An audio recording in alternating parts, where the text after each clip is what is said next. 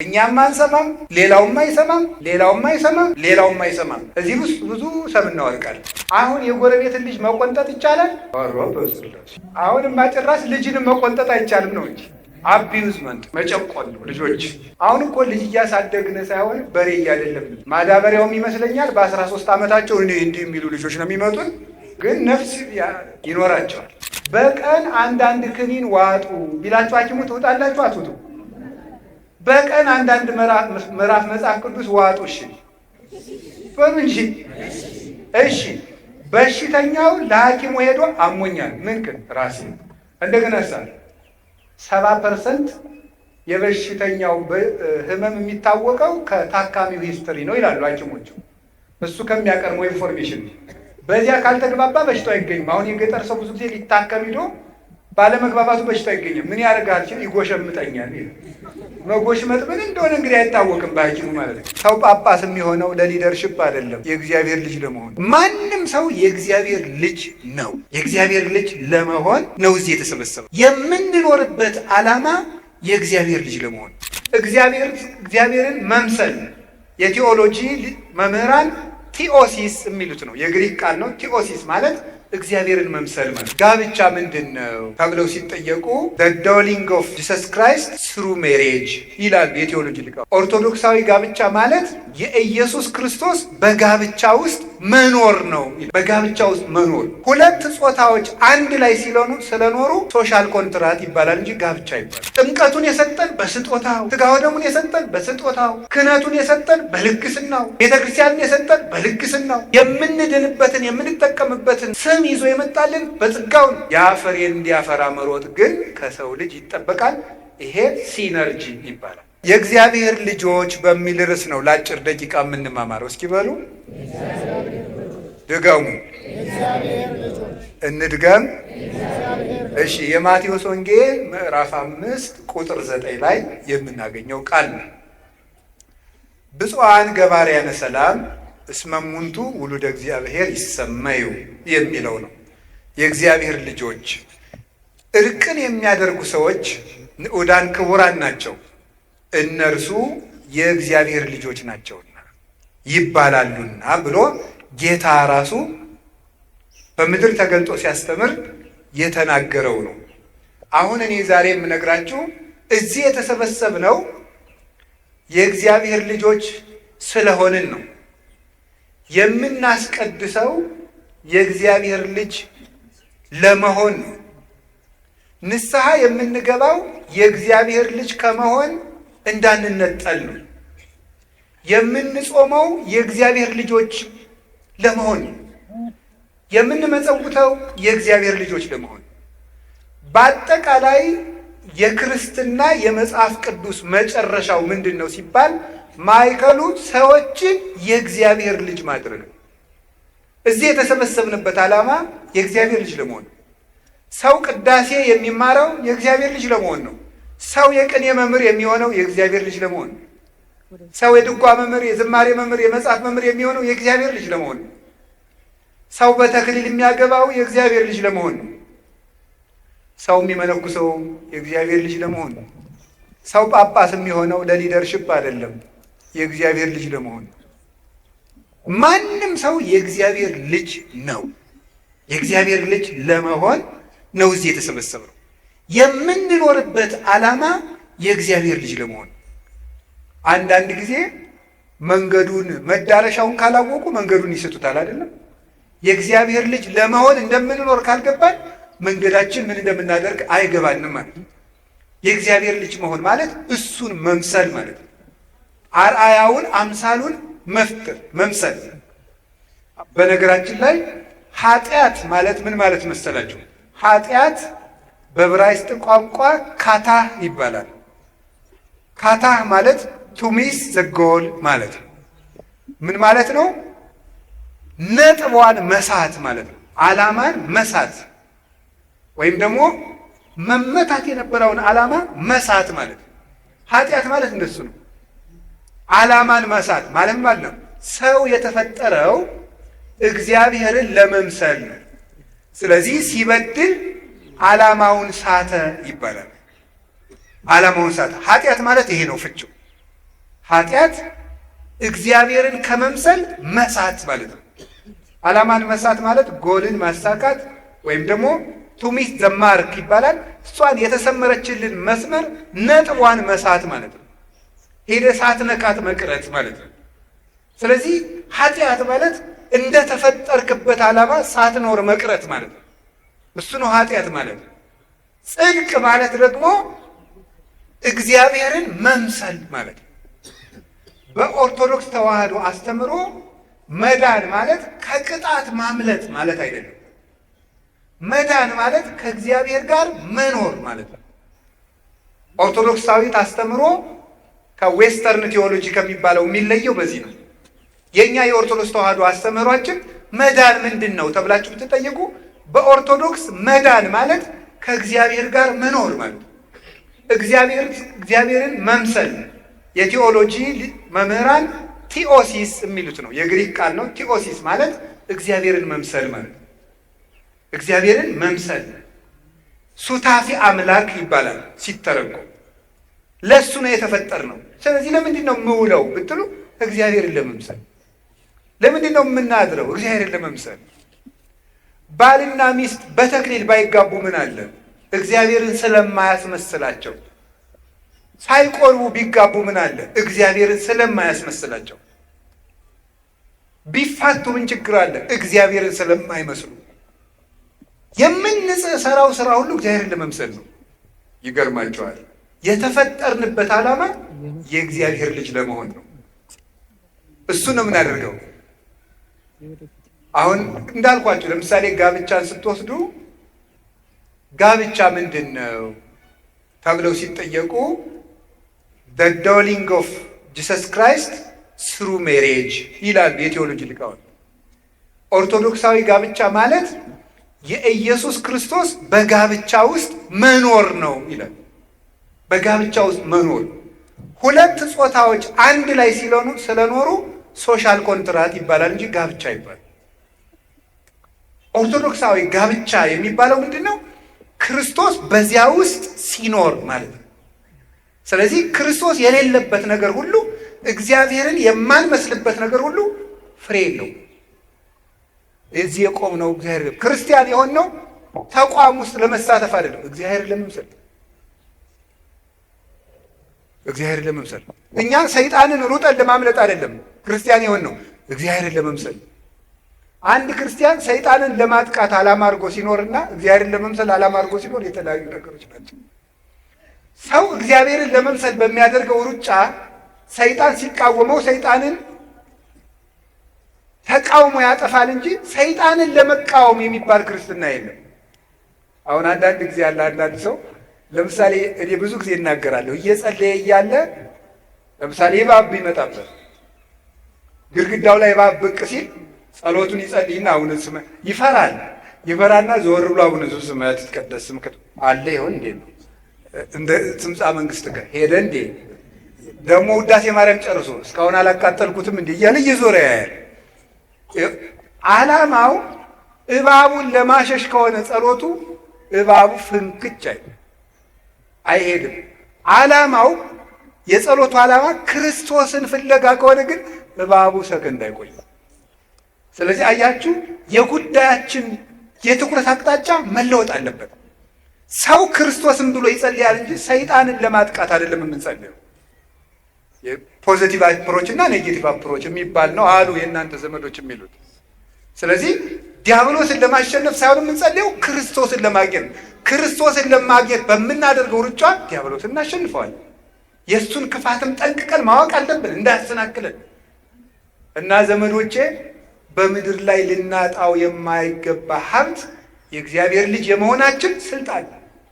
ቅዳሴ ስንቀድስ ካህኑ ጸጋሁ ለእግዚአብሔር ያሃሉ ምስለ ኩልክሙ፣ የእግዚአብሔር ጸጋ ከእናንተ ጋር ይሁን ማለት ሊቃውንት አባቶቻችን እንደሚተረጉሙት ሀብተ ወልድና ስመ ክርስትና፣ ገቢረ ተአምራት ወመንክራት፣ መንግሥተ ሰማያት ይደረግላችሁ፣ የክርስቶስ ልጅነት ከእናንተ አይነጠቅባችሁ እያለ ነው ቄሱ የሚመርከን። ጸጋሁ ለእግዚአብሔር ማለት ክርስቶስ በነፃ የሰጣችሁ ልጅነታችሁ አትወሰድባችሁ። ቅዱስ ጳውሎስ በሮሜ መልእክቱ በጸጋው ድነናል የሚለው በስራችን አይደለም፣ በጸጋው ድነናል የሚልበት ምክንያት ለምን ይመስላችኋል? የእግዚአብሔር ልጅ ለመሆን እኛ ያበረከትነው አስተዋጽኦ የለም፣ በቸርነቱ ነው የሰጠን ማለት ነው እንጂ ስራ አያስፈልግም ማለት አይደለም። ልጆቹ ያደረገን በቸርነቱ ነው፣ በምህረቱ ነው። ባሪያ እንኳን መሆን አይገባንም ነበር። በቸርነቱ ልጆቹ አይገርባችሁም? ቅዱስ አትናቴዎስ ይናገራል በእንተ ቀዳማዊ ቃል የሚል መጽሐፉ ላይ ሲናገር ሰዎች እግዚአብሔር እንዲሆኑ የእግዚአብሔር ልጅ ሰው ሆነ ይላል። ሰው እግዚአብሔር ይሆናል፣ እግዚአብሔር እንዲመስሉ ማለት ነው። አንተን ዳግመኛ ለመውለድ የእግዚአብሔር ልጅ ከአንተ ተወለደ ይላል። ያንን ያደረገልን በጸጋው ነው፣ በምህረቱ ነው፣ በስጦታው ነው። ጥምቀቱን የሰጠን በስጦታው፣ ሥጋው ደሙን የሰጠን በስጦታው፣ ክህነቱን የሰጠን በልግስናው፣ ቤተ ክርስቲያንን የሰጠን በልግስናው፣ የምንድንበትን የምንጠቀምበትን ስም ይዞ የመጣልን በጸጋው ነው። ያ ፍሬ እንዲያፈራ መሮጥ ግን ከሰው ልጅ ይጠበቃል። ይሄ ሲነርጂ ይባላል።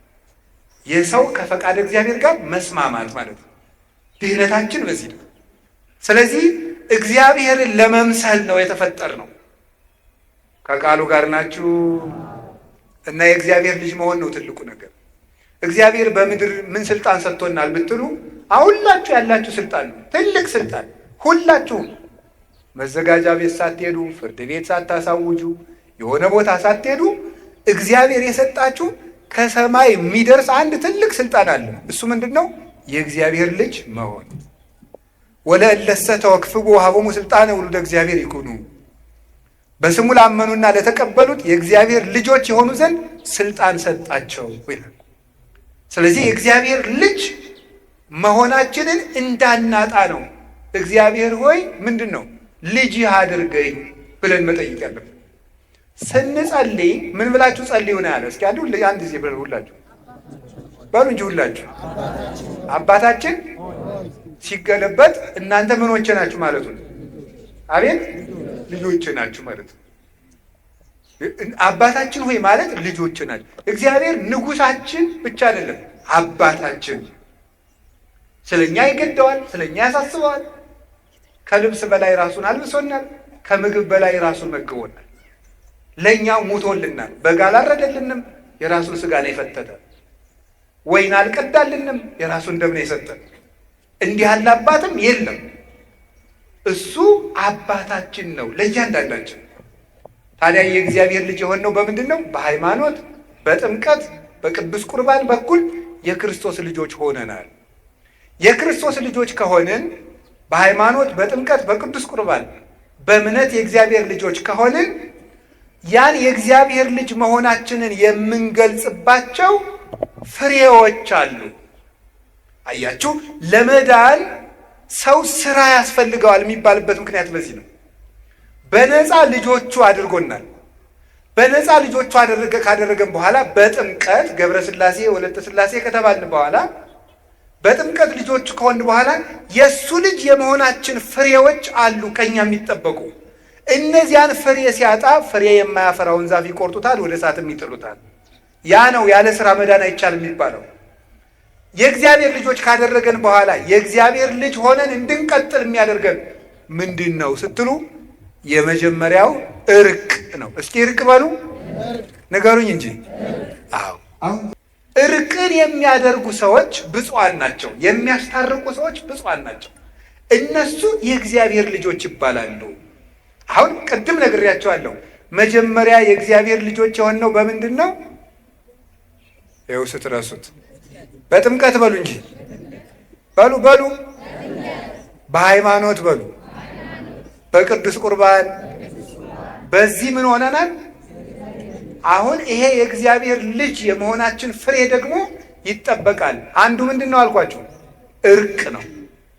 መታረቅ ሰውን የእግዚአብሔር ልጅ የሚያስብለው ነው። የማይታረቅ ሰው የእግዚአብሔር ልጅ ነኝ ማለት አይችልም። ክርስቲያን የእግዚአብሔር ልጅ ነው። የማይታረቅ ልጅ ደግሞ የእግዚአብሔር ልጅ አይደለም። እግዚአብሔር እርቅ ወዳጅ ስለሆነ ነው። እግዚአብሔር እንዴት ያለ አስታራቂ መሰላችሁ? መጀመሪያ እግዚአብሔር በስነ ፍጥረታትን አስታርቆ ነው ያኖራቸው። ውሃና እሳት ጠበኞች ናቸው። እውነት አስብ። ነፋስና መሬት ጠበኞች ናቸው። እውነት አስብ። አሁን እኛ ከምን ከምን ተፈጥረናል? ከነፋስ ከመሬት እና ከውሃ ከእሳት። እነዚህ ጠበኞች አንድ ላይ ተስማምተው ምን ይባላሉ? ሰው። አንድ ላይ እየኖሩ ነው። እግዚአብሔር የእርቅ አምላክ ስለሆነ እሳትና ውሃን አንድ ላይ አድርጎ ሰው አድርጎታል። መሬት ነፋስን ይጋርደዋል፣ ነፋስ መሬትን ይጠርገዋል። አስማምቶ ግን እግዚአብሔር ሰው አድርጎታል። እግዚአብሔር አስማምቶ ፍጥረትን ፈጠረ። እግዚአብሔር እንዲያው እርቅ እንደሚወድ ከማይባቸው ታሪኮች ውስጥ አንድ ሁለት ይገርሙኛል። የመጀመሪያው አዳም የተሳሳተ ጊዜ ያደረገውን። አዳም ዕፀ በለስን በልቶ፣ መቼም የሰባኪ ስብከት መለማመጃ አዳምና ሔዋንን መውቀስ ነው ይባላል። እኔ ግን እንዲች ብዬ አልወቅስም። እነሱን ሞኝ ናችሁ መሰለኝ። ሔዋን እኮ አሁን ገነት ነው ያለችው። የጸደቀች ሰው መወቅስ እኔ ጅል ነኝ? እሷ ጸድቃለች። የእኔ ገና ዕዳዬን አላወቅኩም። አዳም ጸድቋል። ደሞስ በማን ላይ ቁመሽ እግዚአብሔርን ታምያለሽ ይባላል። ደግሞስ ማን በወልድ? ይሄ ክርስቶስ እኮ ሰውን ያዳነ ሔዋን ልጅ ብትወልድ እኮ ነው። ሔዋን እኮ ውላልናለች፣ እናታችን ናት። በእውነት አዳም አባታችን ነው። ንስሐ ገብቶ ነው ክርስቶስ የተወለደልን። አሁን አዳም በተሳሳተ ጊዜ እርቃናቸውን ሆነው አዳምና ሔዋን ሄደው በለስ ውስጥ ተሸሸጉ። እንዲያውም መጽሐፍ ቅዱስ ምንድን ነው የሚለው? ሄደው ከእግዚአብሔር ፊት ተሸሸጉ ይላል። ምክንያቱም ሄደው የተሸሸጉበት ቦታ ራሱ የማን ፊት ነው? የእግዚአብሔር ፊት ነው። አዳም እግዚአብሔር አዳምና ሔዋን ያሉበትን እያወቀ እንዲሁ ይገርማል እኮ አመጣጡ። በሰርክ ጊዜ ይሄን የገነቱን ቅጠሉን ምኑን ኮሽ ኮሽ ኮሽ ኮሽ እያደረገ አዳም በየት ነው ያለ እያለ መጣ። አይገርማችሁም? አዳም አላየው መስሎ ነው ቢለውስ? አንተ ቀጣፊ፣ መጀመሪያ እንዲህ ከመሽሎክሎክ አትብላ ያልኩህን እንጨት ለምን በላ? አሁንም ና እያየሁ ነው፣ እዚያ ዛፉ ስር ነው ያለ አይለውም ነበር? ቸርና ሰው ወዳጅ የሆነ መድኃኔዓለም በብሉይ ኪዳን የነበረው አካላዊ ቃል እግዚአብሔር አዳም ወዴት ነህ? ይኸውላችሁ በግ ያጠፋ ልጁን እንደሚፈልግ አባት እኮ ነው። አባት በግ ጠብቅ ልጅ ብሎ ልጁን ያሰማራዋል። አው ከተማ እንኳን በግ ጥበቃ የለም፣ እኛ ጠብቀናል በገጠር። እና ግን ስሙ እንግዲህ እናስተምራችኋለን። እናንተ ኮምፒውተር ታስተምሩናላችሁ፣ እኛ ደግሞ በግ ጥበቃ እና በግ ስንጠብቅ እንዲች አድርጋ አውሬ እንዳታስበላ ተብለን እንላካለን። አንዲቱን ግልገል አውሬ ከበላብን ምን እናደርጋለን? ሄደን እንደበቃለን። ከጠፋን አሁን እኔ በግ አጥፍቼ አባቴ መጥቶ ይሄ ክፉ ልጅ ይሄ ምናቲ ላግኘውማ ሲል ብሰማው ምን አደርጋለሁ? ዞር ብዬ ወደ አንዱ መጥፋት። እንዲያው ልጄ በተገኘ እንጂ በጊት ውስጥ ቅልጥ ትበልካለሳ እዚህ ነኝ ያለው አባባ ብዬ ያለሁበትን እናገራለሁ ማለት ነው። ርኅራኄውን አይቼ አልተቆጣኝም ማለት ነው። አዳም እንዲጽናና ይህስ እግዚአብሔር ሊምረኝ ነው እንዲህ የሚያውቅ እግዚአብሔር የማያውቅ መስሎ አዳም ወዴት ነህ አለው። እዚህ ነኝ ያለው። ምን ሆነህ ነው አለው። የሆነውን አያውቅም እግዚአብሔር? ንገሩኝ እንጂ። ያያችሁ ጭንቀቱን መስማት ፈልጎ ነው። ሊያናግረው ቢሻ ይላሉ ሊቃውንቱ እንደዚህ። አሁን አንዳንድ ሰው ይሉላችሁ ችግር መጥቶ ሲነግራችሁ፣ ለምሳሌ ብር ያላችሁ ሰዎች ከሆናችሁ ድሃ መጥቶ ወግ ሲያወጋችሁ ወግን አሳጥረውና ብር ነው የፈለግ አይባል። ችግሩን አስጨርሶ ማዳመጥ ይገባል። ብር ከሚወረውር ሰው የሰማ ሰው ይበልጣል። ጭንቀቱን የሰማ አይዞ፣ እኔም እንዳንተ በዚህ ዘመን ችግረኛ ነበርኩኝ፣ አይዞ ያልፋል፣ እኔም ደግሞ እንዲተጋግዛለሁ ሲሆን ሲያለቅስ አብሮ ማልቀስ ይገባል።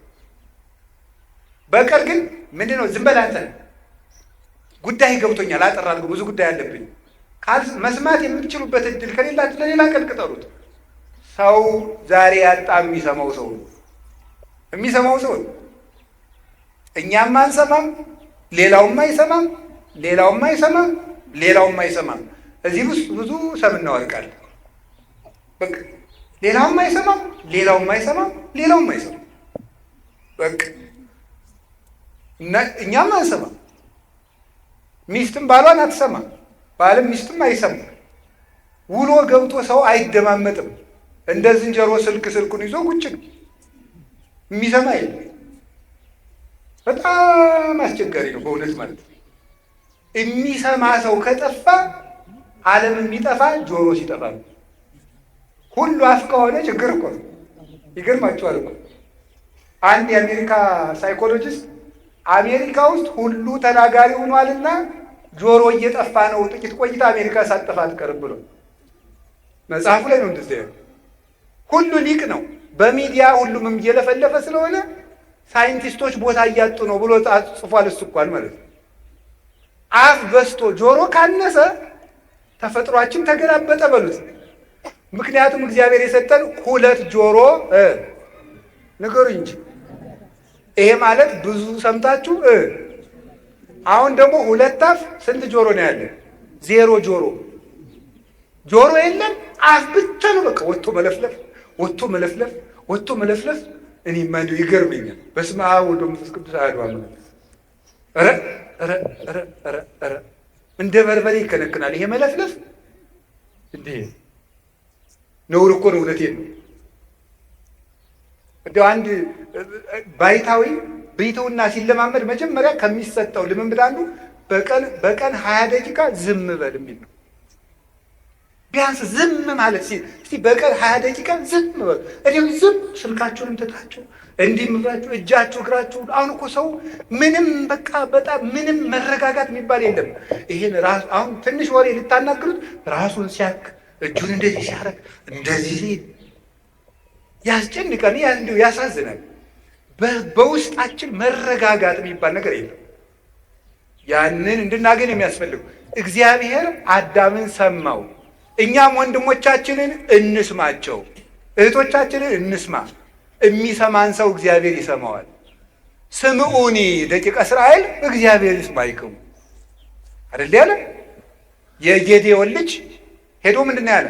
የእስራኤል ልጆች ሆይ እናንተም ስሙኝ እናንተንም እግዚአብሔር ይስማችሁ ብሏል። የሚሰማ ሰው ሰሚ ያገኛል። እግዚአብሔር አዳምን ሰማው። ተከትሎ ሄዶ አዳምን አባብሎ ታርቆት መጣ። አዳም በላ፣ ራሱ ኮበለለ። እግዚአብሔር ያለበት ዛፍ ድረስ ተከትሎ መጥቶ ታረቀው። አሁን ዛሬ ታረቁ ሲባል እኔ አልታረቅም። ቀጥሎስ እንደው ትንሽ ሻል ያለ ሰው ካለ ባይሆን እሱ ይምጣ እንጂ ያለድ ያጠፋ እሱ ይባል። እግዚአብሔር ግን መጥቶ ነው የታረቀ። አዳምን ተከትሎ ሄዶ ታርቋል። እኛ ሰው ተከትለን ሄደን መታረቅ ሲገባን እየተከተሉ ምሕረት የሚለምኑንን ይቅርታ የሚጠይቁንን ሰዎች እንኳን ይቅርታ እናደርጋቸው። ይሄ ታዲያ እግዚአብሔር ልጅ ያሰኛል? ስሳ ለሰላም ወዴግና ሰላምን ፈልጋት ተከተላት ይላል ቅዱስ ዳዊት። ፈልጋት ማለት ታረቅ፣ ተከተላት ማለት አልታረቅም ካለ ቤቱ ድረስ ተከትለ ሄደ ታረቀው። ለምነ ታረቅ፣ አንተ ለምነ ታረቅ። ሰውየው መምጣት ቢያቅተው ትዕቢት ነው እንዲህ የሚያደርገን። ውስጣችን ያለው ራስ ወዳድነት ነው እንዳንታረቅ የሚያደርገን። ስለዚህ የእግዚአብሔር ቤተሰቦች ተከትሎ ሄዶ የሚታረቅ መሸነፍ አይደለም። ኦርቶዶክሳዊ ሰው ተበድሎ ተከትሎ ሄዶ በር ቢዘጋበት አንኳኩቶ የሚታረቅ ሰው ተሸናፊ አይደለም፣ እግዚአብሔርን ይመስላል። እርቅ መለመን እግዚአብሔርን ያስመስላል። እንዲሁ በሞት ያፈርሰውን ዛሬ የምነግራችሁ ዛሬ ከሰዓት ጀምራችሁ ለምናችሁ ቢሆን ታረቁ የተጣላችሁን ሰው። እንደዚያ ካደረገ የእግዚአብሔር ልጅ እንሆናለን። የእግዚአብሔር ልጆች ከሆን ደግሞ የእግዚአብሔርን ምሕረት እናገኛለን። ሳንታረቅ ምሕረት ብንለምን ኢትዮጵያ ምሕረት አታገኝም። ምሕረት የሌላቸው እየጨመሩ ነው የሚሄዱት። እርስ በርሳችንን ከታረቅን ግን ምሕረት ይገባናል። ለሀገር ምሕረት ያመጣል እግዚአብሔር። ሰው ከልጁ ጋር መታረቅ አቅቶት፣ ከጎረቤት ጋር መታረቅ አቅቶት፣ ከዘመዱ ጋር እንደ ቅዱስ ዮሐንስ አፈወርቅ ይላል እግዚአብሔር ጠላቶቻችሁን ውደዱ ቢለን ወዳጆቻችንን ስንጠላ ብንገኝ እንደምን ያለ ፍርድ ይጠብቀን ይሆን ይላል። ጠላቶቻችሁን ውደዱ ብሎን ወዳጆቻችንን ስንጠላ ከተገኘንማ እንዴት ያለ ፍርድ ይገባን ይሆን? አሁን እኮ እግዚአብሔር ያሳያችሁ፣ ክርስቶስ ያመልክታችሁ። ሰው ቤቱ ውስጥ ሰላም አጥቶ የሀገር ሰላም ይላል። እኔ እውነቴን ልንገራችሁ፣ ኦርቶዶክሳውያን እንታረቅ፣ ለሀገር ምሕረት እንዲወርድ። ብዙ ደም እየፈሰሰ ነው፣ ይበቃናል። ሰው ያለ ዕድሜው እየተቀጨ ነው። እናት ያለ ጧሪ እየቀረች ነው። ብዙ አይኖች ደም እያለቀሱ እንታረቅና እግዚአብሔር ይማረን። የጨካኝን ልብ እግዚአብሔር ይመልስ። እኛ እንታረቅ፣ ይቅር ባዮች እንሁን። በሞት ያፈርሰውን ይቺ ቤተክርስቲያን የይቅርታ ምልክት ናት። ለምሳሌ ይሄን ቆብ ታዩታላችሁ። እኔ የለበስኩት ቆብ አባ ጴሜን የሚባል አባት ምን ይላል? ቆብሰ ትምህርተ የዋሃት ይእቲ፣ ቆብ የይቅርታ ምልክት ነው ይላል። ቆብ ይቅርታ የማያደርግ መነኩሴ አይባልም። ቆብ የይቅርታ ምልክት ነው። ምክንያቱም ይሄ በዕለተ ዓርብ ክርስቶስ የደፋው የሾህ አክሊል ነው። ክርስቶስ የሾህ አክሊል ደፍቶ ይቅር ሲል ነው የዋለ፣ ሲጣላ ነው የዋለ። ይቅር ሲል ነው የዋለ። ክርስትና ይቅርታ ነው። መስቀል የያዝነው ለምንድን ነው? ልንዋጋበት ይመስላችኋል? ይቅር ልንልበት ነው። አንገታችን ላይ ማተብ ያሰርነው ይቅር ልንልበት ነው። ያለ ይቅርታ በፍጹም የእግዚአብሔርን ፊት ማየት አይቻልም። ቅዱስ ዳዊት ርትዕሰ ትሬዮ ገጹ ወርትዕሰ ትሬዮ ገጹ፣ ቅን ሕሊና የእግዚአብሔርን ፊት ታያለች አለ። እንደሱ ያለ ፊት ማለት ነው። ጠላቱ እያሳደደው ይቅር የሚል ዳዊት። የአምላክ ልብ የተባለ እኮ እንደ አምላኩ ይቅር ባይ ስለሆነ ነው። እና እግዚአብሔር አዳምን ተከትሎ ታረቀው። ኋላ ደግሞ በጣም በሚያስደንቅ ሁኔታ እግዚአብሔር ቀድሞ ካደረገለት በላይ ለአዳም ትልቅ ነገር አደረገለት። መጀመሪያ እግዚአብሔር ትቢያውን አንስቶ የአምላኩን መልክ እንዲይዝ አድርጎ ፈጠረው። ይሄን መያዝ ባይሆንለት ደግሞ ወነሥአ አርአያ ገብ፣ የባህርያን መልክ ይዞ አምላክ ወደ ምድር መጣ። ይህ ፍጹም ይቅርታ ነው። እንደምን ያለ ይቅርታ ነው!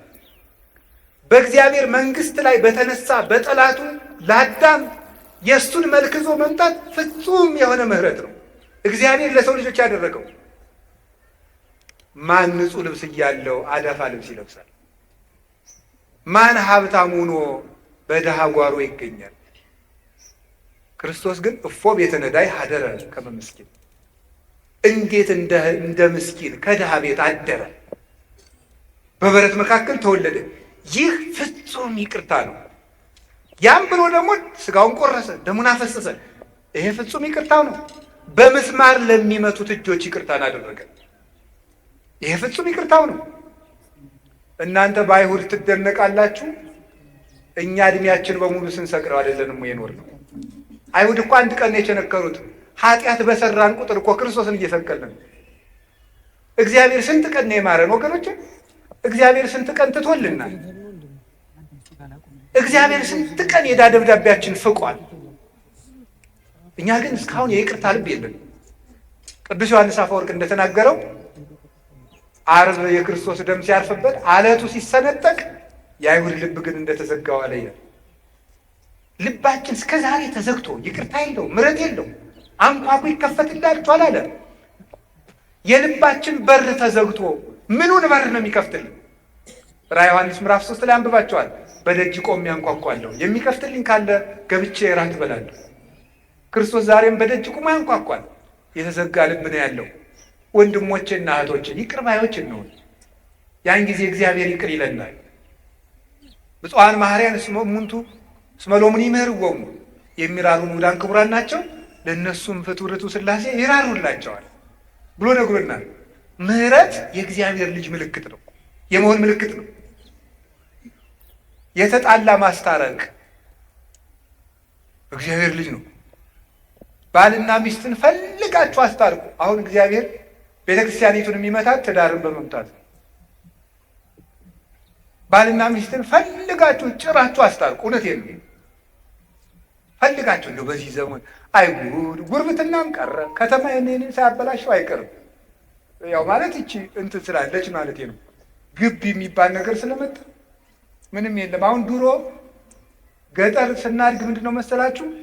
የሆነ ጭቃ ስናወካ ምናምን ልጅ ሆነን የሆነ ጎረቤት ካገኘን የመቅጣት መብት አለው። አባቴ አይደለም ግን በደንብ አድርጎ ይገርፈኛል። ዋስጥራ ብሎ ነው የሚገርፈኝ። ሄጄ ደግሞ ይቆጡልኛል ብዬ ለእናት አባቴ ገሌ እኮ ደብድቦ ሲባል ደግ አረገ እሰይ እኔ ይጨምሩልናል እንዲያውም ማለት ነው። ያ ነው ኢትዮጵያዊነትን ያቆየው ማለት ነው። አሁን የጎረቤትን ልጅ መቆንጠጥ ይቻላል? ኧረ በስላሴ ጭራሽ አሁንማ ጭራሽ ልጅንም መቆንጠጥ አይቻልም ነው እንጂ አቢዩዝመንት መጨቆን ነው ልጆች።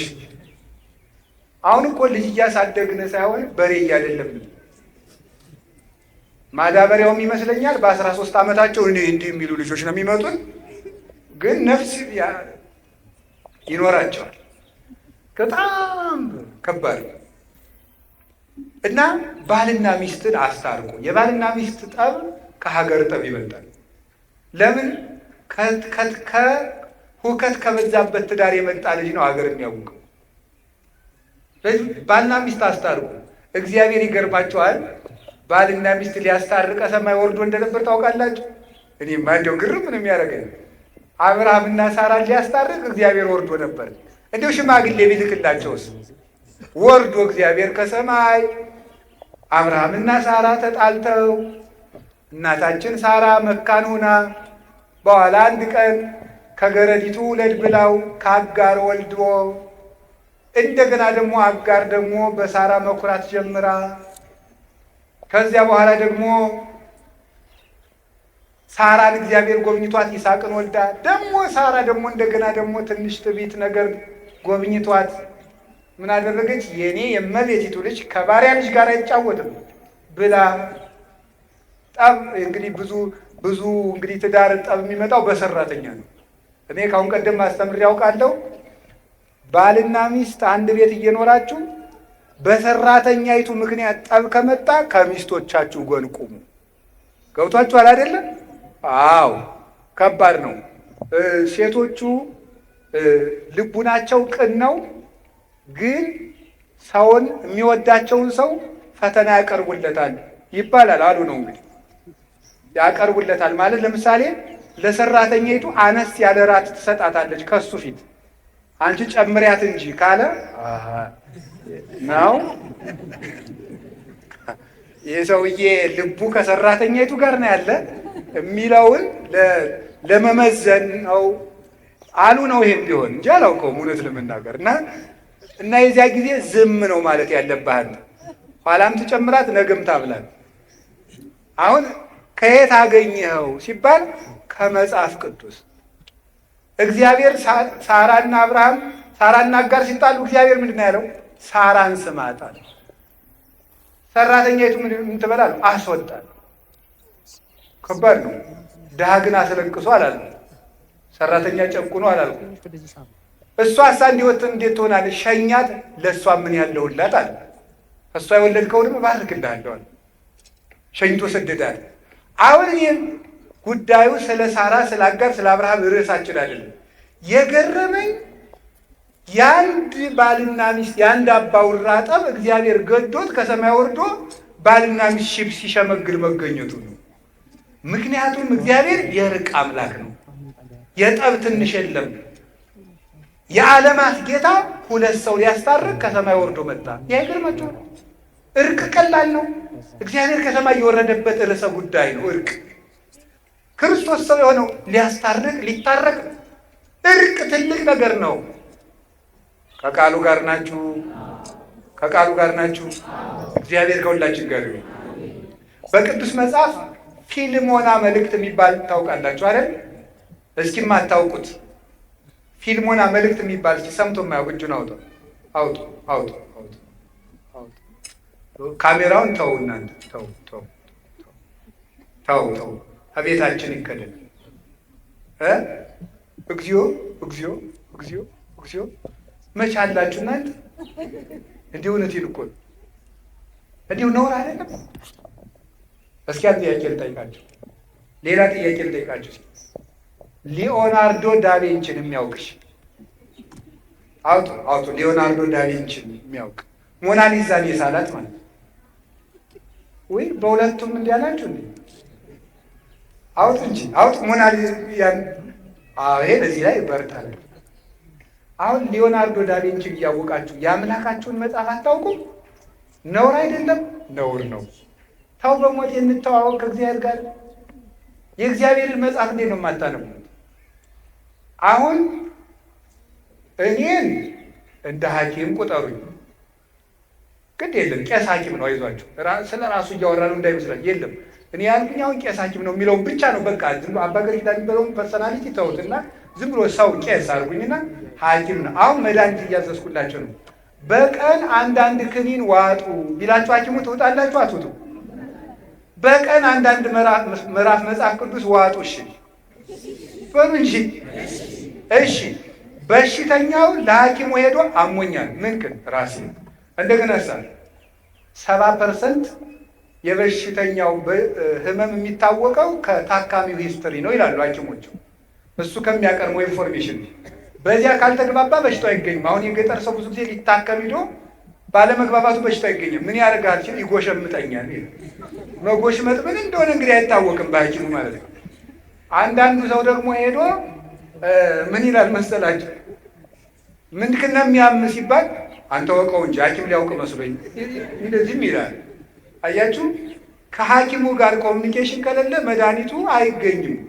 አንዳንዱ ሰው ካልተናገርክ እንዴት ትታክማለህ? ንስሐ ግቡ ማለት እሱ እኮ ነው ሕክምና፣ በሽታን መናገር ማለት ነው። ከዛ መድኃኒት ይታዘዝልናል። አሁን አንድ ነገር ልንገራችሁ። አንድ ሰው ለሐኪሙ ሄዶ በሽታውን ተናግሮ ይኸውልህ፣ ሰማችሁኝ? በሽታውን ተናግሮ ሲጨርስ ጨጓራ መሆኑ ታወቀ። ለምሳሌ ጨጓራ ማለት ጋስትራይት ነው። እሱ ማለት በምናምን ባክቴሪያ አድርጎ በምን ተነግሮ ሙከስ መንብሬን ሲላጥ ምን እንደዚህ ብሎ የሚመጣ ነገር ነው። እነዚህ ደግሞ ነገሮች ከእንትን ጋር ኮኔክት አድርገው ብሎ ያው ስለማላውቀው ብሎ ሌክቸር ቢሰጠውና በቤት ክንድ ቢለው ሰውየው ይድናል አይድንም? አይድንም። የሚድነው መድኃኒት ሲያዝለት። ስለ ጨጓራ በመስማት ጨጓራን መዳን አይቻልም። የጨጓራ መድኃኒት በመውሰድ ነው። ለጥንቃቄ ይረዳ ይሆናል። እየሰሙ ብቻ በመሄድ መዳን የለም። ሄዶ ማድረግ ነው። አንድ ምዕራፍ መጽሐፍ ቅዱስ በቀን አዝዤላችኋለሁ። እንግዲህ ያው እግዚአብሔርን እዚህ አዞናል። እንግዲህ መቼስ ከና ኃጢአታችን ቢሆን እዚህ ተላላኪ አድርጎናል። አንድ ምዕራፍ መጽሐፍ ቅዱስ ለራሳችሁ እስቲ ቃል ግቡና አንድ ምዕራፍ መጽሐፍ ቅዱስ ሳላነብ አልተኛም ብላችሁ ለ24 ሰዓት አንድ ምዕራፍ መጽሐፍ ቅዱስ አንብቡ። እሺ፣ በጣም ጥሩ። ከዚያ እንግዲህ የፊልሞና መልእክት በመጽሐፍ ቅዱስ አንድ ምዕራፍ ያለው መጽሐፍ ቅዱስ ነው። ልክ እንደ ይሁዳ መልእክት ማለት ነውና በጣም የሚያስገርማችሁ ለምንድን ነው ፊልሞና መልእክት ከሁሉም መጽሐፍ ቅዱሶች ከሚያስገርመው ጠባዩ አንዱ አንድ ባሪያንና አንድ ጌታን ለማስታረቅ የተጻፈ መጽሐፍ ነው። በጣም እኮ ነው የሚገርማቸው። ስለ እርቅ ትልቅነት ነው አርዕሳችን። ፊልሞና የሚባል አንድ ትልቅ ሰው ነበር፣ ባለጸጋ። አናሲሞስ የሚባል ባሪያ ነበረው። ዛሬ ሰራተኛ ተብሏል። አሁን ያው መቼስ እንትን እያለ አይደል፣ ቀለም እየተቀባ ነው ሁሉ ነገር። አሁን ሰራተኛ ተብሏል። ከዚያ ደግሞ አይነ ስውር የሚለው ቀርቶ ማየት የተሳነው ደህና ነው ይሁን ግድ የለም። አሁን ሰራተኛው አናሲሞስ፣ ባለጸጋው ፊልሞና ይባላል። ሁለቱ ተጣልተዋል። በቤተ ክርስቲያን በትውፊት ከብት አጥፍቶ ነው ይላሉ። ለማንኛውም ግን አንድ ባለጸጋና ሰራተኛው ተጣሉ። ቅዱስ ጳውሎስ ይሄንን ሰምቶ አናሲሞስን እንዲታረቀው የጻፈው አንድ ደብዳቤ ከመጽሐፍ ቅዱስ አንድ መጽሐፍ ቅዱስ ተብሎ ተቆጥሯል። በጣም ይገርማቸዋል። አንድ ባለጸጋንና ሰራተኛውን ለማስታረቅ የተጻፈ ደብዳቤ ከመጽሐፍ ቅዱስ አንዱ ምዕራፍ ነው። ለምንድን ነው እንደዚህ የተደረገ? ሁለት ነገር ነው የምንረዳው ከፊልሞና መልእክት። አንደኛው ሰው ክቡር መሆኑን፣ ሁለተኛው እርቅ ትልቅ መሆኑን ነው የምንረዳው። እንዴት ሰው ለማስታረቅ የተጻፈ ደብዳቤ መጽሐፍ ቅዱስ ይጠረዛል? ሰው ክቡር ነው። ሎሌም ቢሆን ክቡር ነው። ሰው ሎሌም ቢሆን ሰራተኛም ቢሆን ክቡር ነው። ታረቅ፣ ከሰራተኛ ጋር ካልታረቅ ከእግዚአብሔር ጋር አትታረቅም ብሎ ጻፈል። ሰራተኛ የበደለ ያጠፋብህ ሀብት ካለ እኔ እከፍልሃለሁ በእኔ ቁጠረው ብሎ ነው ቅዱስ ጳውሎስ ያስታረቅ። ዋሱ ነው ማስታረቅ። ስለዚህ ዘመዶቼ እርቅ ትልቅ ነገር ነው። ታረቁ ታረቁ። እርቅን የሚያደርጉ ሰዎች ብፁዓን ናቸው። እስኪ አንድ ጥያቄ ልጠይቃችሁ። አንድ ንጉሥ ፎቶ ይለጠፋል። ፎቶ ተለጥፎ የንጉሱን ፎቶ ስንቀድ የንጉሱ ወታደሮች ቢያዩን ሀ ይሸልሙናል፣ ለ ይቀጡናል። ምረጡ እንጂ። አቤት ለምን? አቤት የከተማ ሰው ሲናደድ የጓደኛውን ፎቶ ይቀዳል ይባላል። እውነት ነው ማለት አንድ ለምሳሌ ዘለቀ የሚባለው ምን የሆነ ተክሉም በሉት ብቻ የሆነ ሰው ጓደኛው ጋር ሲጣላ ድሮ ተማሪ እያሉ የተነሱ ፎቶ ካለ ቅድድ ያደርጋል አሉ። እውነት ነው ሳይሆን አይቀርም። ጥያቄው ፎቶውን የሚቀደው ማንን በመበቀል ነው? ነገሩኝ እንጂ ፎቶውን በመናቅ ማንን እየናቀ ነው? በጣም ጥሩ። እንግዲያማ ሰው የማን ምስል ነው? ስለዚህ ሰውን ስንንቅ ማንን ነው የምንንቀው? እግዚአብሔር ነው የምንንቀው። ሰውን ጥለህ መጥተህ ሰውን ተጣልተህ አንት ምናምንቴ አንት ምናምን አንተ ወዘተርፈ በዘሩ ሰድበው፣ በድህነቱ ሰድበው፣ በመልኩ ሰድበው፣ በድንቁርናው ሰድበው ስትጨርስ እዚህ መጥተህ ደግሞ አባታችን ሆይ በሰማያት የምትኖር በደላችን ይቅር በለን እኛም የበደሉን ይቅር እንደምንል። ተው እንጂ። አንድ ካህን ሁለት ሰዎችን ለማስታረቅ ተቀምጠው ቢሉ አልታረቅላቸው አሉ። በሉ ለጸሎት እንነሳ አሉ። ለጸሎት ተነሱ። በሉ አባታችን ሆይ የሚል አባታችን ሆይ ሳይታረቁ ነው እኮ። በሰማያት የምትኖር ስምህ ይቀደስ፣ መንግሥትህ ትምጣ፣ ፈቃድ በሰማይ እንደሆነች እንዲሁም በምድር ትሁን፣ የዕለት እንጀራችንን ስጠን ዛሬ፣ በደላችንን ይቅር በለን እኛም በሕግ አምላክ እዚህ ላይ ያቆሙ አሉ ይባላል። ገብቷቸዋል? ለምን እኛም የበደሉንን ምን የሚላለው ይቅር እንል ዘንድ የሚላለው። እግዚአብሔር ላይ ለምን ድራማ ትሰራለህ? ታረቅ። አቡነ ዘበሰማያትን አለማለት ኃጢአት ነው። ሳይታረቁ አቡነ ዘበሰማያት ማለት ደግሞ በእግዚአብሔር ላይ መዘበት ነው። እግዚአብሔር ደግሞ አይዘበትበትም አይደል ያለ ቅዱስ ጳውሎስ። ስለዚህ ሁላችንም እንታረቅ፣ ከዛሬ ጀምሮ እንታረቅ። እኔ የተጣሉ ሰዎች ገጥመውኝ ሳስታርቅ የምጠቀማት አንዲት ነገር አለች። ከጠቀመቻችሁ ልንገራችሁ። ሁለት ሰው ሊታረቁ ተቀምጠው እምቢ ካሉኝ፣ አይ አባ አልገባህም፣ ሰውየው እኮ እንዲህ ያደረገኝ ሰው ነው ሲለኝ አንድ ጥያቄንም ጠይቅ፣ ከክርስቶስ ትበልጣለህ ነው የምለው። አልበልጥም። እንግዲያስ እግዚአብሔር እንዲያደርጉ ተደርጎ ምን ብሏል? ታርቋል። ብዙ ባልና ሚስት በዚህች ንግግር ታርቀውልኛል። ከክርስቶስ ትበልጣለህ እላለሁ። አልበልጥም ካልክ ታረቅ፣ አልታረቅም ካልክ እንዲሁ ከሆነም ደግሞ እሱ ይምጣ፣ ከሆነም ደግሞ እሷ ትምጣ አይባልም። ሄደህ ታረቅ። ዛሬ ስለ እርቅ ነው የምነግራችሁ። የጻድቁ ቤት የእርቅ ቤት ስለሆነ አባታችን አቡነ ተክለ ሃይማኖት ዓርብ ቀን አይደለ አንድ ሰውዬ መጥቶ የጣዖት አምላኪ ልጅ መጣ። ከዚያ በኋላ ውሃውን ባርከው ወተት አድርገው ጠጣ አሉት። አይ መርዝ ልትሰጡኝ ስለምትችሉ ቅመሱልኝ አለ። ደቀ መዝሙራቸውን ቅመስለት አሉት። እንዲህ አባታችን በጾሙ አለ። ልጄ ከጾምማ ፍቅር አይበልጥም አሉ አቡነ ተክለ ሃይማኖት። ከጾም ፍቅር ይበልጣል። የምግብ አድማ እኮ አይደለም። ጾምማ እንግዲህ አሁን ሰው ውፍረት ለመቀነስ እየጾም አይደል አሉ። እየጾመ ነው። አሁን ሳይበላ ያድራል። ከንችር ብሎ ነው የሚያድረው፣ አቋሙን ለማስተካከል ብሎ መከራውን እያየ ማለት ነው። የጾምማ ጉዳዩ ፍቅር ነው። ፍቅር ከጾም ይበልጣል። ስለዚህ የእርቅ ቤት ላይ ነው የቆመው። የተክለ ሃይማኖት ልጆች ከሆን እንታረቅ። ዛሬ ጀምራችሁ ሄዳችሁ ታረቁ። ሰው ልካችሁ የተጣላችሁትን ይቅር ባዮች ሁኑ። ቤታችሁን ይቅርታ አስለምዱት። ሕፃናትን ሳይቀር ይቅርታ የመጠየቅ ልምድ በቤታችሁ ገንቡ። ባለትዳሮች ሕፃኑን ልጃችሁን የ5 ዓመቱን ልጅ እናንተ ካጠፋችሁ ይቅርታ ማለት አለባችሁ። ነገ ይሄ ልጅ ይቅርታ ይጠይቃል ማለት ነው። ይቅርታን ያውቃል። ባል ከልጆቹ ፊት ሚስቱን ይቅርታ ብሎ ማሳየት አለበት። ሚስት ከልጆቿ ፊት ይቅርታ፣ ነገ እሱ ባል ሲሆን ሚስቱን ይቅርታ እንዲጠይቅ፣ ነገ እሷ ሚስት ስትሆን ባሏን ይቅርታ እንድትጠይቅ። ይቅርታን ስላልተማርን ነው። አሁን ይሄ ተራራ ልብ ይዘት ብለን እንዲህ እንደ ዶሮ አውራ ዶሮ ነው እንደዚህ ኩፍስ የሚለው አውራ ዶሮ ይመስል ልባችንን አሳብጠን ነገ ክርስቶስ ለሚንደው። የእግዚአብሔር ልጅ የሚያደርገን እርቅ ነው።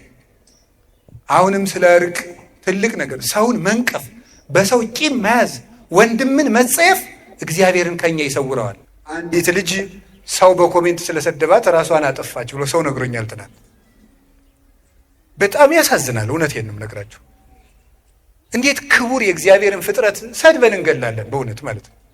አሁን እዚህ በኋላ ራሱ እኮ አንማርም። ይገርማቸዋል እኮ ሄደን ሰውን ሽንቁር ማድረግ፣ ሰውን መውጋት፣ ሰውን ማድማት፣ ማመስገን ካልቻላችሁ ዝም በሉ። እኔ እግዚአብሔር ያውቃል፣ ያው እግዚአብሔር ምስክሬ ነው። ልጅቱ ምን ትሆን አላውቃትም፣ አሁንም አላውቃትም። የሚገባ ነገር የምትናገሩት ይሁን የማይገባ ነገር የምትናገሩት ይሁን ትናንት ነው። ከዛ ከስልጠና ስንወጣ አንድ ወንድማችን ነው እንዲህ ብሎ ሞተች እኮ ብሎ ይነገረኝ። ይሄ ምንድን ነው? ተምራችሁበታል? አሁን የልጅቱን ሞት አንደኛ ክፉ ቃል ቢነገረን መሞት የለብንም ወገኖች። ሰው የመሰለውን ነው የሚናገረው እኮ። ያሰበውን ይናገራል፣ የመሰለውን ይናገራል። እግዚአብሔር እስካለልን ድረስ ሰው የጣለውን እግዚአብሔር ያነሳዋል። ሰው የጣለውን እግዚአብሔር ያነሳል። ሰው የጠላውን ሁሉ እግዚአብሔር ያነሳል። እኔ የማየውን አንተ አታይም ያደላ ያለው ቅዱስ ጴጥሮስን። ሰው የውጭ ኃጢአትን ያያል፣ እግዚአብሔር የልብ ጽድቅን ያያል፣ ይመለከታል። እና በሕይወታችሁ ዘመን ከዚህ ልጅ ሕይወት ተነስቼ የምነግራችሁ እኔ ሃይማኖቷን ምን ይሁን አላውቅም። የምነግራችሁ ግን ስለ ሰው አስተያየት ብላችሁ አትኑሩ፣ ስለ እግዚአብሔር ብላችሁ ኑሩ። ምክር ከሆነ ተቀበሉት። እንዲያውም አንድ ነገር በዚያው ሰው ሲናገራችሁ ምን ማሰብ እንደሚገባችሁ አንድ የቅዱስ ዮሐንስ አፈወርቅን 3 ንግግሮች ልንገራችሁ። ሰው ክፉ ቃል ሲነገራችሁ ደግሞ ነገም እናንተ እንዳትሞቱ ብዬ ነው።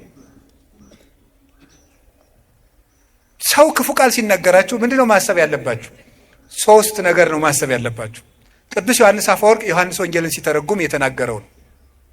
አንደኛው ያለብህን ስህተት ከሆነ የሚናገረ አትጥላው፣ መስታወት ሆኖሃልና ነው። አትጥላው፣ ሂድና አስተካክል። መስታወት አሁን እዚህ ላይ እንደው አንዳንድ ጊዜ እንደው እስቲ ገብስ ቆሎ በልተን በተልባ ወጥ በልተን ጥርሳችን ላይ ልጥፍ ብሎ ገብሱ መስታወት ስናይ እንደው ገብሱ ጥርሳችን ላይ ብታዩት አፈር ያባህንት መስታወት እንደው ብለ ትሰብሩታላችሁ? አሰብሩትም እንዴ? ታነሳላችሁ ጉድፋችሁን ማለት ነው። ክፉ ቃል የሚናገርህን ሰው ልክ እንደዚያ መስታወት ይኸው በቃ ቀለል አድርገህ እንደዚያ መስታወት ጉድፍህን አንሳ እንጂ ወደ ውስጥ ወስደህ አትጎዳበት፣ አታምሰልስለው፣ ራስህን ይበት። አንዱ እሱ ነው። ሁለተኛ ደግሞ እያለህ የለህም የሚል ከሆነ ደግሞ ስቀተወው። ለምሳሌ ይላል ቅዱስ ዮሐንስ አፈወርቅ እውቀት እያለህ ደንቆሮ ካልክ ካለ ሳቅበት ነው። ያለህን ነገር የለህም ብሎ ከሆነ የሚሰድብህ ደግሞ ስቀህበት ሂድ። ምንድን ነው ይላል? ለምሳሌ አንድ ድሃ መጥቶ ይላል ቅዱስ ዮሐንስ አፈወርቅ አንድ ድሃ መጥቶ አንዱን ባለጸጋ አንተ እኮ የዕለት ራት የሌለም ድሃ ነህ ቢለው ሀብቴን አታውቅ አይደል ብሎት ነው የሚሄደው። ወይስ ይናደዳል ነው። አንድ ባለጸጋ ነበሩ፣ ስማቸውን አልጠቅስም። እና የሆኑ ሰዎች ተሰብስበው እንደወሰው ልጅ ያወጡ ይሆን አላቸዋል። እኔም አውቃቸዋለሁ። እና ሰው ልጅ ያወጡ ይሆን ሲሏቸው ምን ቢሉ ጥሩ ነው? እገሌ የማን ልጅ ሆነና። የትኛውን ነው እንደዛ የሚሉት? አንዱን ሀብታም ልጃቸውን አለ የተባለውን ማለት ነው። ሰው ልጅ ያወጡ ይሆን ብሏቸዋል። እገሌ የማን ልጅ ሆነና። ስለዚህ አልከፋቸውም ማለት ነው፣ ያለኝ ብለው ስለሚያስቡ። ስለዚህ አንድ ሰው ያላችሁ ነገር አንተ ደንቆሮ፣ አንተ ደደብ ምን ያናድዳቸዋል ታዲያ? ያለህን እውቀት ራስህ ታውቀው የለን? ኧረ እባክህ ከፈለክና ወረቀቴና ላሳይ ማስተርስ የት እንደተመረኩ ምን አለፋ። በተግባር ይገለጣል። 3ኛ በተፈጥሮ እየሰደበ ከሆነ ጸልይለት። ምክንያቱሳ ወንድሙን ደንቆሮ ብሎ የሚሰድብ በገሃነም ይፈረድበታል ይላል።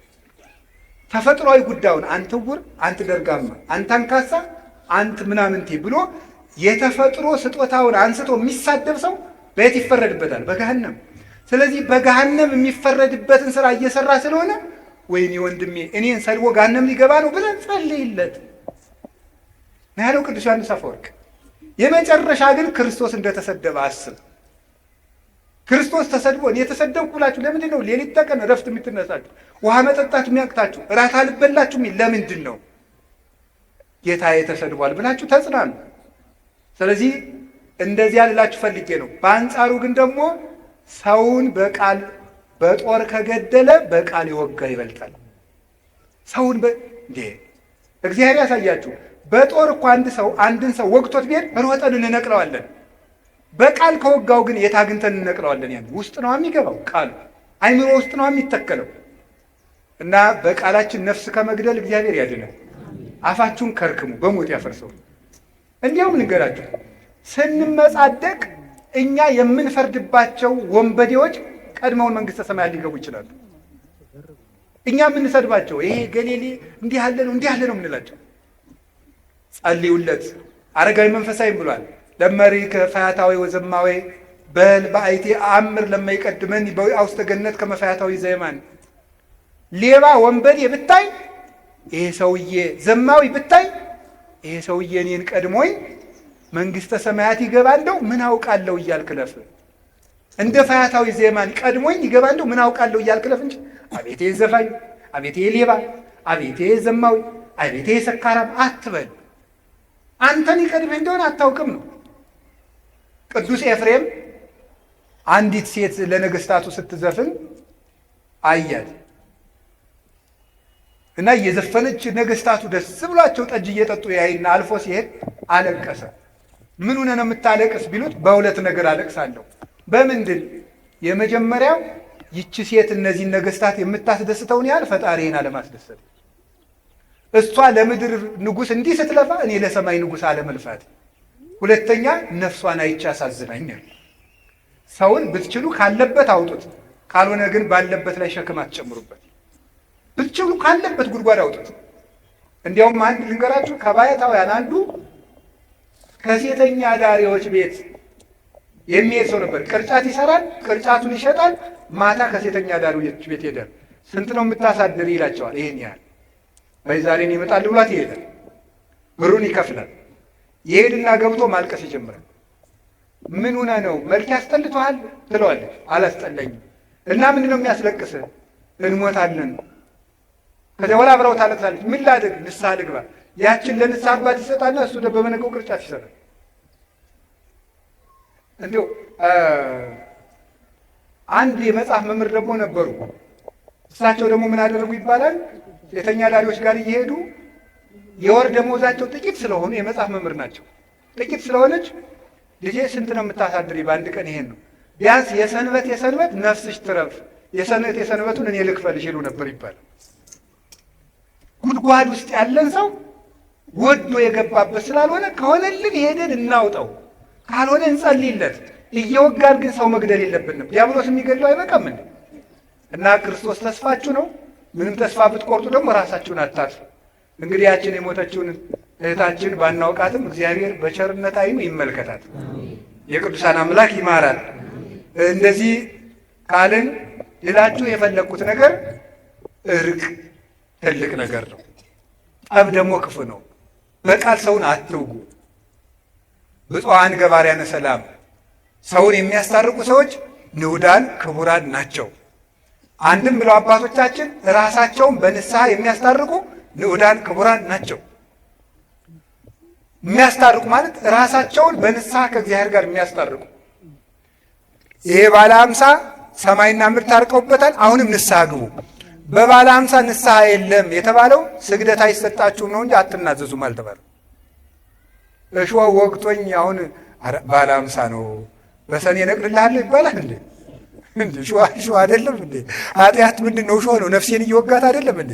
እና እሱን በሰኔ እነቅልልሃለሁ ሊባል ነው እየወጋኝ? አሁኑኑ ሄዳችሁ ታረቁ፣ ከእግዚአብሔር ጋር እንታረቅ። ኢትዮጵያ ምን ያስፈልጋታል ብትሉኝ፣ ከእግዚአብሔር ጋር መታረቅ። ኢትዮጵያ የሚያዋጣት እጇን ወደ እግዚአብሔር መዘርጋት። ከእግዚአብሔር ጋር ከታረቅን እግዚአብሔር ለግፈኞች ልብ ይሰጣል። እግዚአብሔር ክፉ ልብን ይመልሳል።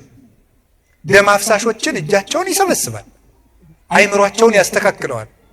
ክፉ ምክራቸውን ወደ በጎ ይለውጣል። እኛ ከእግዚአብሔር ጋር ግን አንታረቅ። ካልታረቅን ታዲያ ምን እናገኛለን? አንታረቅና እንለምነው ምን ይገኛል? ምንም።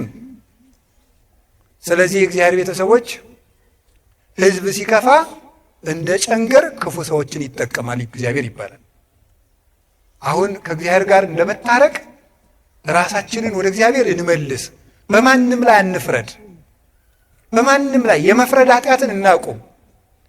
ተያይዟችኋል። እናንተም እናቶቼ እንዲሁ ቁጭ ብላችሁ በሚዲያ መነኩሴ ስትሳደቡ፣ ቄስ ስትሳደቡ፣ ጳጳስ ስትሳደቡ። እኔ ለምሳሌ አሁን ዓርብ ጠዋት እንጀራ ስበላ ታዩኝ ይሆናል። እሷም ቪዲዮ ታነሱና ተመልከት፣ አባ ገብረ ኪዳን ተመልከት፣ ዓርብ ቀን ምን እንደሚያደርግ ተመልከት፣ ጉዳችንን እንስማው። እንዲያው አንደኛ እንዲያው ብትምሩን ምን አለ አንዳንድ ቀን። ኧረ በስመ አብ ወወልድ ወመንፈስ ቅዱስ። እናንተ 100 ኃጢአት ሰርቼ ብላችሁ ስትናዘዙ ውጣ አንተ ሌባ ብለናችኋል? ለራስ ሲቆርሱ አሉ አያሳንሱ እኮ ነው። አንደኛ ብትምሩን ምን አለ?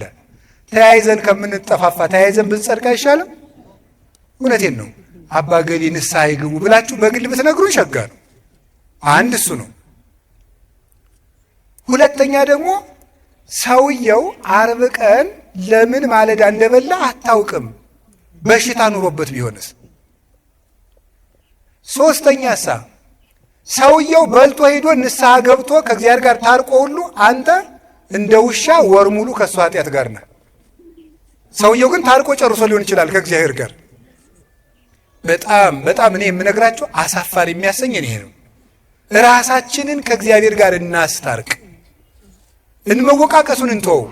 ሲኖዶሱ ነው፣ ቄሶቹ ናቸው፣ መነኮሳት ናቸው፣ ጥሩ አባታትን ነው። ዝም ብለን እንታረቅ። ግድ የላችሁ።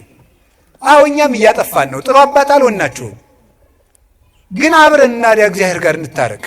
ለእኛም ጸልዩልን፣ ለምኑልን። ጥሩ ሰው ካልሆንለች እንዴ እኔ እንዲያው እውነት ለመናገር እንዴ አፄ ቴዎድሮስ ሲያስቀድሱ አሉት የተባለ አንድ ነገር አለና ሲያስቀድሱ ዲያቆኑ ጳውሎስን ትቶ ምን አነበባሉ? ኢዮብን። ቅዳሴ ላይ ኢዮብ አይነበብ እንግዲህ እግዚአብሔር ያሳያችሁ ማለት ነው።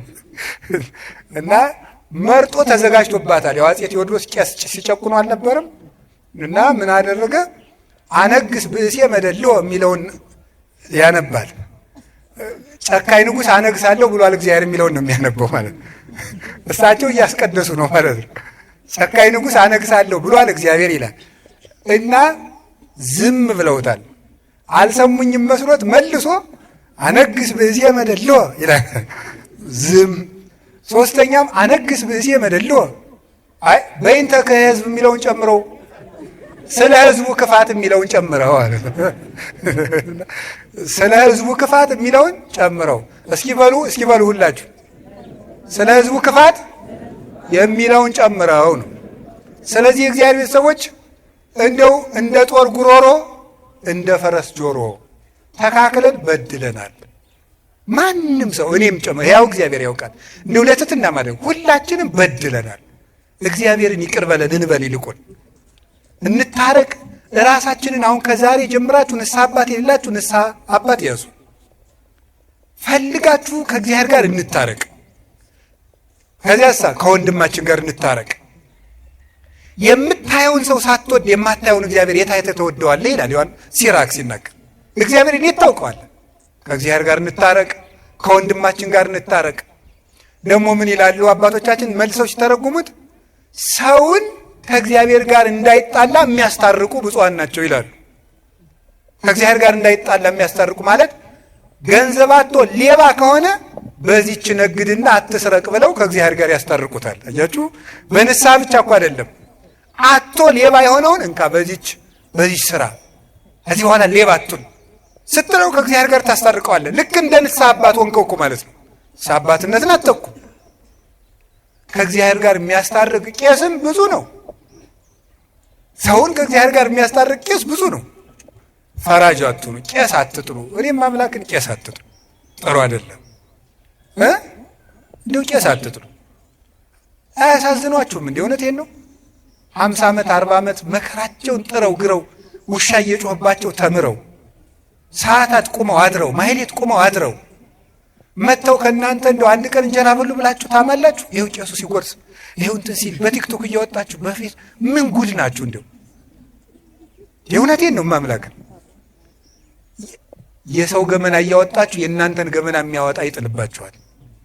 እንዴት የሚበላን ሰው ቀርጾ ሰው እንዲህ በፍጹም ነውር ነው። ከኦርቶዶክስ አይጠበቅም። ሲለፋ ያደረ ቄስ ቢበላስ ነውር አይደለም እንዴ? ነውር እኮ ነው። ሰው በሆድ ይፈረድበታል። ደሞስ የምትመጻደቁ ለምንድን ነው? እግዚአብሔር ለጅብ የሚሰጠውን እንጀራ ለቄስ መስጠት አቅቶት መሰላችሁ? ትጸድቁ እንደሆነ ብሎ ነው እንጂ አህያን አብልቶ የሚያሰድር አምላክ፣ እባብን የሚመግብ አምላክ፣ ስቦ ወዱ ዘሳረረ ሁሉ ዓለም ባህቲ ቃል ብለው የሚጮሁለትን ወፎቹን እንዴት ይተዋቸዋል? ይሄ አለማወቅ ባይሆን የቄሱ አንዳንድ ችግር አለ፣ እዚህ ያሉት አይደሉም እንጂ አይ የቄሱ አንዳንድ ችግር በተለይ አሉ ነው። ይሄም አሉ አዲስ አበባ ምን ተይዟል አሉ። አይ መከራዬ ምንድን ነው ግብረ ሰላም እናብላችሁ ሲባል የምግቡን አይነት ማጣራት ተገቢ አይደለም። አልዘረዝረውም። ይሄን የነገሩኝ አንድ እናት ናቸው። የዛሬ 4 ዓመት አዲሱ ሚካኤል አግኝተውኝ እናንተ ቀዝቃዛ ውሃ የሰጠ መንግስተ ሰማያትን ይወርሳል ብላችሁ ታስተምራላችሁ። አሁን በባለ 50 ቄሶችን ቀዝቃዛ ውሃ ቀድቼ ብጠራቸው ይመጣሉ ወይ አሉኝ። የሚያመጣ አይገርማችሁ? እነዚህ ይመጣሉ። ያው እንዴት ነው? ስለዚህ አሁን እኔ የምነግራችሁ እና መርጦ ንስሐ ልጅ መያዝ፣ ድሃውን ንስሐ አባት አልሆንም ማለት፣ ሀብታሞችን ቶሎ ቶሎ እያገኙ የድሃውን ስልክ አለማንሳት። እንዲሁ ድንገት ከተፈጠረ ሜቢ ነው፣ ድንገት ከተፈጠረ ነው። እስካሁን አያረጉትም። ድንገት ከተፈጠረ ይችን እናስተካክል፣ እኛም ይችን እናስተካክል፣ እናንተም አትፍረዱ። አብልታችሁ መፍረድ ኧረ በጣም ከባድ እኮ ነው። አብርታ እያበላችሁ ቪዲዮ ማንሳት ሞኝ ናቸው። ያሁን እኔ አሁን መጥቼ ከእናንተ ቤት ስበላ ጉርስ ሳረግ ቪዲዮ ልትቀርጹኝ ነው? መነኩሴን እንዲሁ ሲጸልይ ያነሱታል እንጂ ሲበላ የእኛ አባት ሲበላ ልትሉ ነው? የእኛ አባት ሲጸልይ ይበሉ እንጂ ነውር እኮ ነው። ዘወር ነው ማለት ዘወር። እንዲሁም ልንገራችሁ፣ ሰማችሁኝ? ሰው ሲበላ አቅርባችሁ ዘወር በሉ። አይናችሁት ይብላ፣ አራበው ይብላ። እኔ እውነቴን እኮ ነው። እግዚአብሔር አብርሃምን ለማብላት ከሰማይ እንደወረደ አላያችሁ? አብርሃም እንዲበላ ብሎ እግዚአብሔር እየበላ እያጣበቀ እየጎረሰ እየመሰለ አብርሃም እግዚአብሔር ከበላማ እያለ እንዲበላ አብርሃም እንዲበላ። እኔ ካስተማሩኝ መምህሮች አንዱ ያየዋቸው ስማቸውን ስለማይፈልጉ ውዳሴ ከንቱ እንዳይወርባቸው አልጠቅስም። አንድ ቦታ ሄደን ይጨመር እንጀራ አሉ። የእንታ ምነካቸው ብለን እኛ ደግሞ ይጨመር አረ በቃን ስልን አይን ያልበቃኝ ጨምሩ ብሎ ተጨመረ። ከተጨመረ በኋላ ለካ ሌላው ሆድ እንደቀረው አይተው ነው እንዲበላ ብለው። እሳቸው ግን አልበሉ። ሰውን እንደዚህ አድርጎ ነው እንጂ ማሳደግ። ኦርቶዶክሳውያን እኮ ልክ አለን። ኦርቶዶክሳውያን ወርቆች ነን። ብናለቅስ ያምርብናል። ልቅሷችን ውብ ነው። ሰርጋችን ውብ ነው። ክርስትናችን የሰማይ ነው። ይሄንም እንደ ፈሪሳውያን መመጻደቁን እንትወው። ስለዚህ እግዚአብሔር ቤተሰቦች ከካህናት ጋር አትጣሉ፣ ራሳችሁን ከእግዚአብሔር ጋር አስታርቁ፣ እንታረቅ። ቄስን ከእግዚአብሔር ጋር ሰውን ከእግዚአብሔር ጋር የሚያስታርቅ ቄስማ ብዙ ነው እንጂ ማምለክ 3 ክንድ ከስንዝር ቁመት ያለው ሰውዬ ጸልዮ ለምኖ ከፈጣሪው ጋር የሚያስታርቅ ከኢየሱስ ክርስቶስ ጋር የሚያገናኝ የክርስቶስን ሥጋ በእጆቹ የሚፈትት ቡሩክ እኮ ነው። አሁን ይህንን ቄስ ብፁዕ ነው ብለው ተርጉሞታል። የንስሐ አባት ብፁዕ ነው ሰውን ካስታረቀ ነው። ታዲያ ንስሐ ልጆቹ ከእግዚአብሔር ጋር ካስታረቀ አንድም ብለው ኃይለ ቃልን ከኃይለ ቃል የሚያስታርቁ መምህራን ብፁዓን ናቸው ይላል ቅዱስ ቄርሎስ ሲተረጉም። የተጣላ መጽሐፍ ቅዱስን የሚያስታርቁ ተጣልቶ የሚታያቸውን የመጽሐፍ ቅዱስ ኃይለ ቃል የሚያስታርቁ ብፁዓን ናቸው። ይላል። ስለዚህ የእግዚአብሔር ቤተሰቦች የእግዚአብሔር ልጆች የሚባሉት ይሄን እርቅ የሚያደርጉ ናቸው። ብዙ ስለ እግዚአብሔር ልጅነት ላስተምር የፈለግኩት ብዙ ነበር፣ ይበቃኛል። ስለዚህ መድኃኔዓለም የሚታረቅ ልብ ይስጠን፣ ታርቀን ደግሞ እሱ ይታረቀን፣ ይቅር ይበለን፣ በቃ ይበለን። መድኃኔዓለም ስለ ቅዱስ ተክለ ሃይማኖት ብሎ በኢትዮጵያ የሚፈሰውን የደም ጎርፍ ያቁምልን፣ ሰላም ያሳየን፣ የሰላም ብርሃን ይላክልን። በተዘጋ ቤት ላሉ ደቀ መዛሙርቱ የትንሣኤውን ብርሃንና ሰላም የሰጠ ጌታ ለሀገራችንም የፍቅር፣ የሰላም፣ የአንድነት ብርሃን ይላክልን። ስብሐት ለእግዚአብሔር። ይቆየን።